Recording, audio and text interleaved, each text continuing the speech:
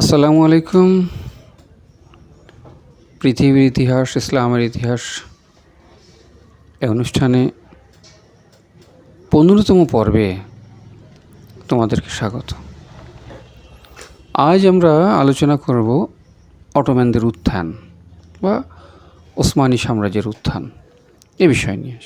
এটা 600 বছরের এক বিশাল সাম্রাজ্য। খুব সংক্ষেপে আলোচনা করব, যে এটা না হলেই নয়, ঠিক সেটাই।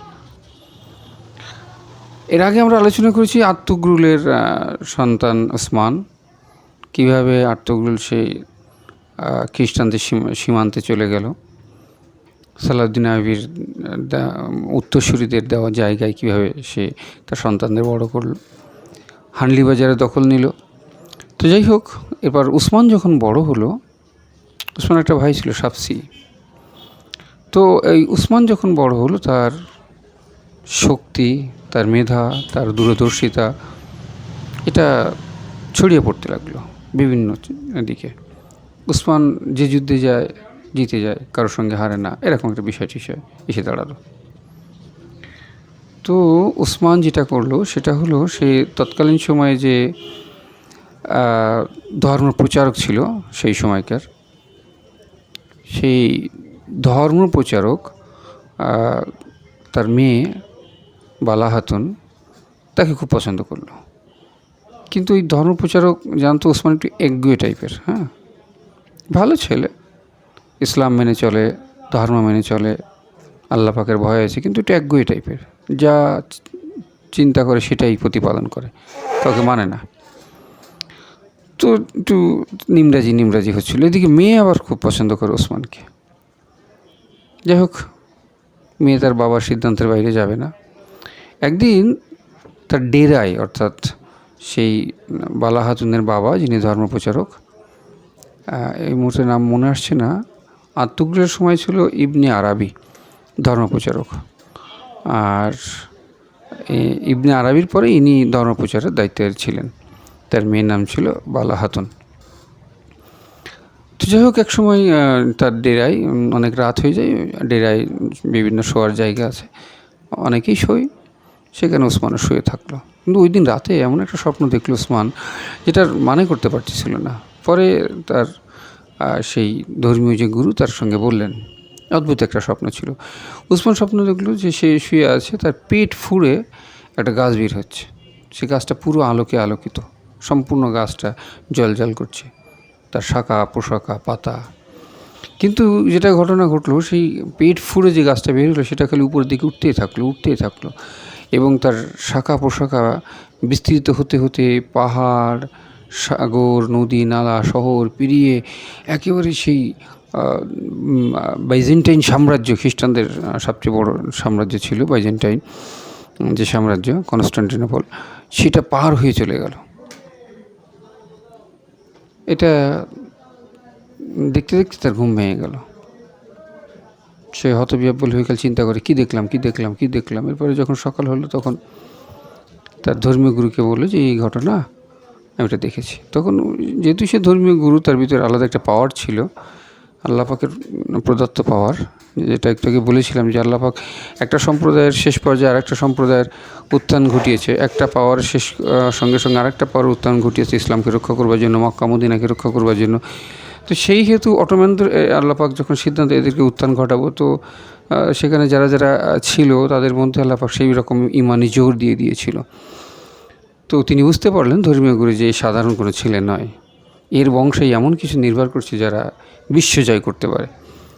তো তিনি আর দেরি না করে তার মেয়েকে দ্রুততম সময়ের মধ্যে বিয়ে দিয়ে দিলেন এবং বললেন যে স্বামীর প্রতি অনুগত থেকো, তোমার স্বামী সাধারণ কেউ নয়, সে বিশেষ কেউ, তার বংশধর সারা পৃথিবীতে বিচারণ করবে, এরকম একটা কিছু ইঙ্গিত আল্লাহ পাকের কাছ থেকে সে পেয়েছে।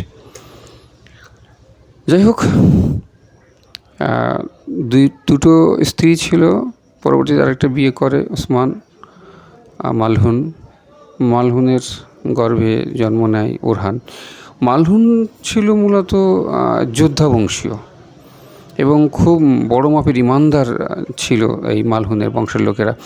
তারা মঙ্গলদের সঙ্গে প্রচুর যুদ্ধ করেছে, কখনো কম্প্রোমাইজ করে নাই, প্রাণ দিয়েছে। এবং প্রতিবাদ করেছে, প্রতিরোধ করেছে, প্রচুর শহীদ হয়েছে। এবং এই মালহুনের বাবা যে ওমর আলী ছিল, সেও বড় মাপের যোদ্ধা ছিল, সেও শহীদ হয়। তো এই সব কিছু ঘটনাই মালহুন একটা বড় যোদ্ধা পরিবারের অংশ ছিল, যার ফলে মালহুনের গর্ভেই আল্লাহ পাক এক বড় যোদ্ধার জন্ম দেয়, যার নাম ছিল ওরহান।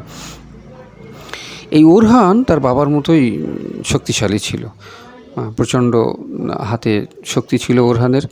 ছেলেবেলায় ওরহানের হাতে একটা সমস্যা হয়, পরবর্তীতে ওষুধ খেয়ে ঠিক হয়ে যায়, কিন্তু ওষুধ খেয়ে যে ঠিক হয় এতে করে তার হাত অনেক বেশি শক্তিশালী হয়ে ওঠে। এটা আল্লাহ পাকের দান, এগুলো একটা উছিরা, সব আল্লাহ পাকই করে।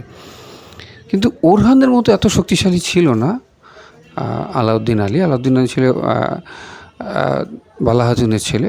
তো বালাহাতুন যেহেতু ধর্মীয় পরিবার থেকে এসেছে, আলাউদ্দিনও ঠিক ওরকমই ছিল, তার নানার মতোই ধার্মিক ছিল, তার মায়ের মতো ধার্মিক ছিল।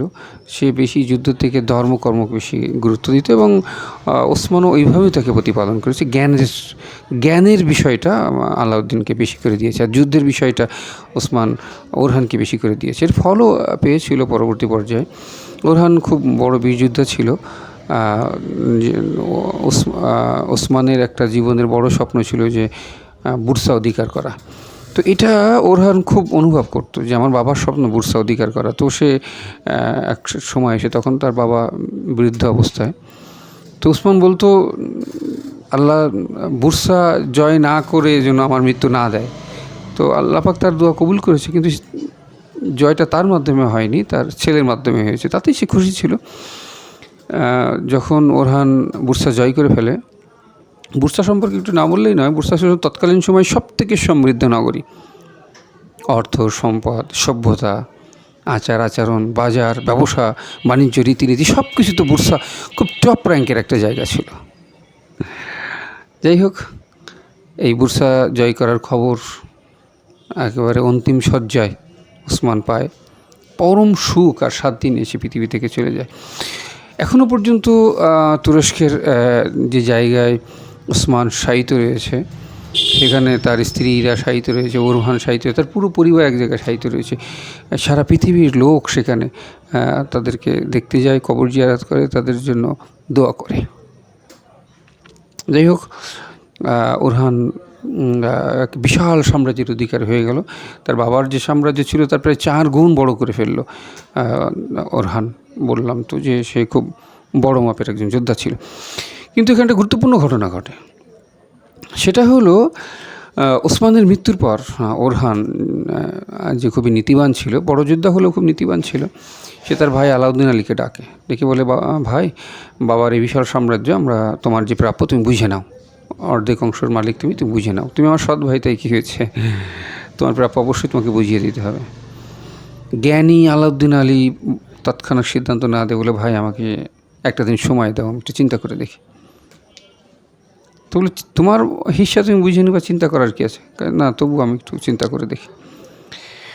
আলাউদ্দিন আলী চিন্তা করলো যে আমরা 2 ভাই যদি বিভক্ত হয়ে যাই, নানা মানুষ আমাদেরকে নানা ধরনের কুপরামর্শ দেবে, কেউ ওকে কুপরামর্শ দেবে, কেউ আমাকে কুপরামর্শ, আমাদের মধ্যে ভাঙন সৃষ্টি করার চেষ্টা করবে। তাহলে আমাদের যে ইসলামী সাম্রাজ্য, যেটা আমরা ইসলামকে ধারণ করি, মক্কা মদিনার রক্ষাকারী কাণ্ডারি হিসেবে আমরা নিজেদেরকে দাবি করি, তাহলে আমাদের কি হবে? আমাদের ধ্বংস মানে ইসলামের একটা বড় ধ্বংস। সুতরাং এটা করা যাবে না, এটা করা যাবে না। খ্রিস্টানরা তো এমনি, খ্রিস্টান এবং মঙ্গলরা একসঙ্গে আমাদের শত্রু, আর ভাই ভাই দ্বন্দ্ব হলে তো আরও সমস্যা।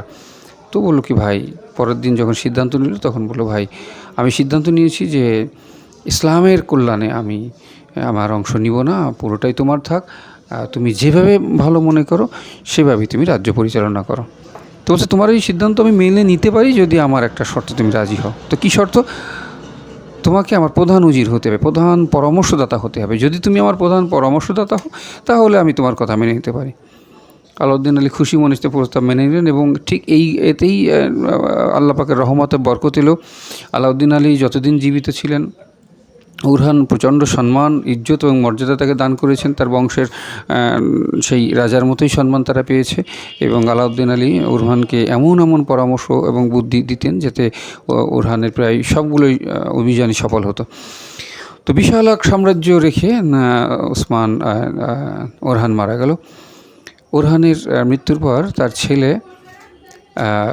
মুরাদ ক্ষমতায়। কিন্তু এখানে একটা গুরুত্বপূর্ণ কথা না বললেই নয়, ওরহানের দুটো ছেলে ছিল, একটা হলো সুলাইমান আর একটা হলো মুরাদ। এই মুরাদকে ওরহান খাতায় গুনতো না, কারণ মুরাদ যুদ্ধ ওই ইসের মতো পারতো না, সুলাইমানের মতো। সুলাইমান ছিল মারাত্মক বীরযোদ্ধা এবং এতটাই বীরযোদ্ধা যে পুরো ইউরোপকে কাঁপিয়ে দিয়েছিল, যেখানে যায় সেখানে যেতে, এবং এমন এমন জায়গায় জয় করেছিল সুলাইমান যেটা ওরহান চিন্তাও করতে পারেনি। এত বড় বীরযোদ্ধা ছিল। সেই বীরযোদ্ধা যাকে নিয়ে ওরহান গর্ব করে, যার হাতে অটোমান সাম্রাজ্য, ওসমানী সাম্রাজ্যের বিশাল সফলতা সে দেখেছিল, সেই সন্তান শিকার করতে গিয়ে মামুলি একটা জায়গায় ঘোড়ার পিঠ থেকে পড়ে আঘাতপ্রাপ্ত হয়ে মারা যায়।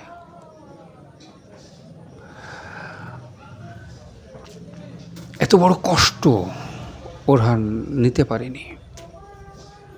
সন্তানের এই বিয়োগ, এই অকাল প্রস্থান ওরহান সহ্য করতে পারেনি। ওরহান তার সন্তানের এই মৃত্যুর পর অল্প কিছুদিনের মধ্যে শয্যাশায়ী হয়ে পড়ে, এবং এই সন্তানের এই বিরহে কিছুদিনের মধ্যে ওরহানও মারা যায়।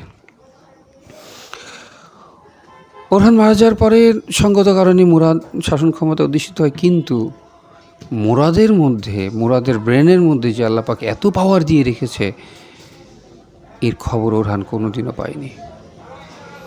একটুখানি না বললেই নয়, সেটা হলো এই মুরাদকে বলা হতো গ্র্যান্ড মাস্টার। সে খুব চমৎকার পরিকল্পনা করতে, নিখুঁত পরিকল্পনা করতে পারত, এবং যে পরিকল্পনার ফল অটোম্যানরা সারাটা জীবন পেয়েছে। এই পৃথিবীতে যতদিন অটোম্যানরা ছিল ততদিন এই মুরাদের এই মহাপরিকল্পনার ফল ভোগ করেছে, এবং মুরাদের এই মহাপরিকল্পনা যদি না থাকতো অটোম্যানরা অতদিন টিকতে পারতো বলে আমার মনে হয় না।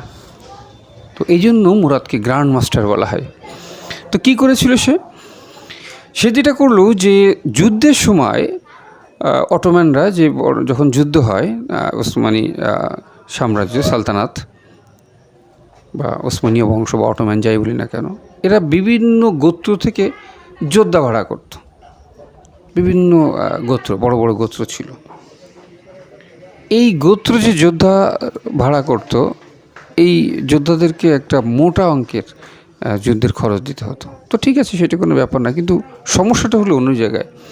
যদি কোনো গোত্রের সঙ্গে কোনো বৈরিতা তৈরি হতো, সেই গোত্র তখন আর সৈন্য দিত না। তখন সেই গোত্রের অনুরোধ সুপারিশ করা, হাত পা ধরা ইত্যাদি ইত্যাদি যুদ্ধের সময় মানে বিপদে পড়ে গেলে যেরকম হয়, এটা মুরাদকে খুব পীড়া দিত। মুরাদ তখন ভাবলো এভাবে হবে না, একটা স্থায়ী সেনাবাহিনী তৈরি করতে হবে, একদম অটোম্যানদের স্থায়ী সেনাবাহিনী। তার আলাদা ড্রেস থাকবে, আলাদা ইউনিফর্ম থাকবে। এই চিন্তা করে মুরাদ সৃষ্টি করলো পৃথিবীর ইতিহাসে এক ভয়ঙ্কর বাহিনী, যার নাম ছিল জেনিচেরি। এই জেনিচেরিদের নাম শুনলে মানুষ ভয় পেত। এই জেনিচেরি ছিল মারাত্মক প্রশিক্ষিত। ছেলেবেলা থেকেই জেনিচেরিদেরকে শহীদ হওয়ার তালিম দেওয়া হতো, যার ফলে জেনিচেরি পৃথিবীতে একমাত্র বাহিনী ছিল যারা যুদ্ধের ময়দানে শহীদ হওয়ার জন্য প্রস্তুত হয়ে থাকতো। সব সৈন্য কী করে, যুদ্ধের ময়দানে হেরে গেলে পালিয়ে যায়, কিন্তু জেনিচেরিরা তাদের প্রাণ উৎসর্গ করার জন্য যেত। তাহলে ওদের সঙ্গে যুদ্ধ অন্য লোকেরা কীভাবে পারবে? অন্য সৈন্যরা যুদ্ধ করে জয়লাভ করার জন্য গনিমতের মাল নেবে, অর্থ নেবে, সমৃদ্ধি নেবে, সুনাম নেবে, কিন্তু জেনিচেরিরা তো কিছুর জন্য যায়নি, তারা তো প্রাণ উৎসর্গ করতে গেছে, শহীদ হতে গেছে। সুতরাং এই জেনিচেরিরা ছিল খুব মারাত্মক বিধ্বংসী, যেটা মুরাদ প্রতিষ্ঠা করে। জেনিচেরিদের কালেকশন সম্পর্কে একটু বলি, যে কীভাবে তাদেরকে কালেক্ট করা হতো। যেখানে যুদ্ধ হতো সে অঞ্চলে যে সমস্ত লোক মারা যেত, তাদের যে বাচ্চাগুলো থাকতো, অর্থাৎ বাবা মারা গেছে বা মা মারা গেছে, বাবা মা মারা গেছে, এই এতিম সন্তানদের নিয়ে আসতো, ছোটো মাসুম বাচ্চা এনে মুরাদ তাদেরকে প্রতিপালন করতো এই জেনিচেরি সৈন্যবাহিনীতে। কিন্তু তাদেরকে দেয়া হতো খুব উন্নত জীবন, তাদেরকে লেখাপড়া শিখতে হতো, যুদ্ধবিদ্যা শিখতে হতো এবং তাদেরকে জ্ঞানী হতে হতো। এই জেনিচেরিরা খুব উন্নত জীবনযাপন করতো। তাদেরকে প্রচুর বেতন দেওয়া হতো, খুব ভালো খাবার দেওয়া হতো, খুব ভালো পোশাক দেওয়া হতো, চমৎকার জীবনযাপন ছিল তাদেরকে তাদের পছন্দ মতো মেয়েদের সঙ্গে বিবাহ দেওয়া হতো, তাদের পরিবার হতো। তো এই যে অত্যন্ত উন্নত মানের, অনেকে চেষ্টা করতো জেনিচেরি হবার জন্য, কিন্তু মূলত জেনিচেরি তাদেরকেই করা হতো যাদের অসহায়, অনাথ। এটা অটোমানদের সমৃদ্ধিকে আরও বাড়িয়ে দিল। কেউ বলতে পারতো না যে, কোনো জেনিচেরি অভিযোগ করতে পারতো না যে তাদেরকে নেওয়া হয়েছে অন্যায়ভাবে, কারণ এতটাই উন্নত জীবন যে সাধারণ মানুষও জেনিচেরি হবার চেষ্টা করতো। তো যার ফলে এই জেনিচেরি, এই বাহিনী অন্যতম শ্রেষ্ঠ বাহিনী ছিল, এবং যে যুদ্ধে যাক না কেন সেই যুদ্ধে এরা মূল সফলতার চাবি কেটেছিল এই জেনিচেরি। তো যাই হোক, মুরাদ এই জেনিচেরি প্রতিষ্ঠা করে, প্রথম মুরাদ। এরপর মুরাদ নামে আরও রয়েছে, এই জন্য একে প্রথম মুরাদ বলা হয়। মুরাদ যখন মারা যায় তখন তার ছেলে বাইজিদ আর একটা ছেলে ছিল ইয়াকুব। এই বাইজিদ আর ইয়াকুব, এই দুটো ছেলে রেখে সে মুরাদ মারা যায়। কিন্তু এর মধ্যে বাইজিদ এমন একটা ঘটনা ঘটায় যা অটোমানদের ইতিহাসের দিক পরিবর্তন করে দেয়। বাইজিদ অত্যন্ত দুর্ধর্ষ যোদ্ধা ছিল। বাইজিদ দ্য ইলদিরিম বলা হতো, মানে বজ্রপাত বলা হতো। সে কেন বলা হতো? বাইজিদ যদি কোথাও যাবে বলে মনস্থির করতো, সে এত দ্রুততম সময়ের ভিতরে সেখানে গিয়ে পৌঁছাতো, মানুষ ধারণাও করতে পারতো না। যেমন দ্রুত ঘোড়া চালালে যেখানে 1 মাস লাগবে, সে হয়তো সেখানে 15 দিনের মধ্যে চলে গেছে।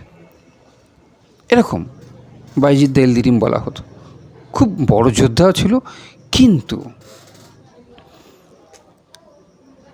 তার বাবা, তার যে আর এক ভাই ছিল ইয়াকুব, তাকে খুব স্নেহ করত। বাইজিদের আশঙ্কা হলো যে ইয়াকুবকে যদি সে তার উত্তরসূরি মনোনীত করে। আবার কিছু লোক তাকে কুপরামর্শ দিল। তাই বাইজিদ তার ছোটো ভাইকে হত্যা করে। কোনো বর্ণনা এসছে যে মুরাদের মৃত্যুর আগেই, মুরাদ যখন মৃত্যুসজ্জায়, তখনই তার ছোটো ভাইকে হত্যা করে। আবার কোনো বর্ণনা এসছে যে মুরাদের মৃত্যুর ঠিক পরপরই তার ছোটো ভাইকে সে হত্যা করে। এই হত্যার মধ্য দিয়ে পরবর্তী পর্যায়ে ভাই হত্যার একটা রীতি পরবর্তীতে চালু হয়ে গিয়েছিল। এটা অনেক পরে অবশ্য চালু হয়, কিন্তু বাইজিদের এই ঘটনা থেকেই তারা এই দৃষ্টান্তটা নিয়েছিল। তো বাইজিদ সারা জীবনেও নিজেকে হয়তো ক্ষমা করতে পারেনি তার এই ভাই হত্যার কারণে, কিন্তু বাইজিদের জীবনে যে ঘটনাটা ঘটেছিল, অর্থাৎ তৈমুর লংয়ের সঙ্গে যুদ্ধ, এটা পৃথিবীর ইতিহাসের দিক পাল্টে দেয়। তৈমুর লং কে ছিল এবং বাইজিদের সঙ্গে কেন তার যুদ্ধ হলো, এই যুদ্ধ এত মারাত্মক এবং প্রলয়ঙ্কারী কেন ছিল, এর মাধ্যমে পৃথিবীর ইতিহাসের কী ধরনের পরিবর্তন এলো, এটা আমরা আগামী পর্বে আলোচনা করব ইনশাল্লাহ। অর্থাৎ 16তম পর্বে আমরা এটা আলোচনা করব ইনশাল্লাহ। তো আজকের মতো এখানে শেষ করছি। তোমরা ভালো থেকো, আমার জন্য দোয়া রেখো। আসসালামু আলাইকুম। যদি ভিডিওটি ভালো লেগে থাকে তাহলে দয়া করে চ্যানেলটি সাবস্ক্রাইব করে দেবেন। ধন্যবাদ।